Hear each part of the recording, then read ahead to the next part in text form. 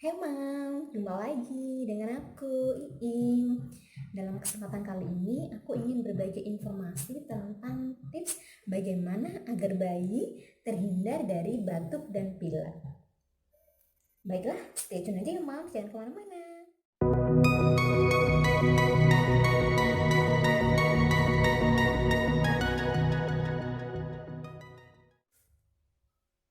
Sebelum aku membahas tentang tips bagaimana agar bayi terhindar dari batuk dan pilek, perlu kita tahu bahwa apa sih penyebab dari batuk pilek itu sendiri.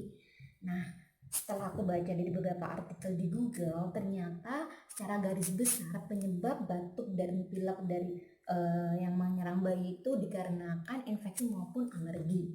Biasanya gejalanya berupa demam, panas, kemudian hidung meler, hidung tersumbat, ingusan, bersin, batuk. Dan ternyata itu penyebabnya karena tertularnya dari bersin batu itu sendiri dan karena kontak tangan. Oke, lanjut ke tipsnya ya. Tips bagaimana agar bayi terhindar dari batuk.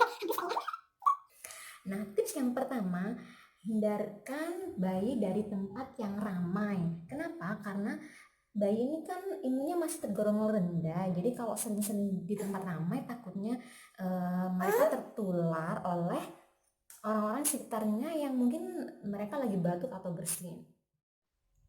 Dan tips yang kedua, gunakan stroller beserta penutupnya ketika berada di luar ruangan. Hal ini untuk melindungi si bayi agar terhindar dari lingkungan luar, artinya dari udara luar ya. Takutnya juga di luar banyak virus atau bakteri. Tips yang ketiga, hindari kontak langsung dengan si penderita. Nah, jangan sampai bayi kita ini digendong-gendong atau dicium-cium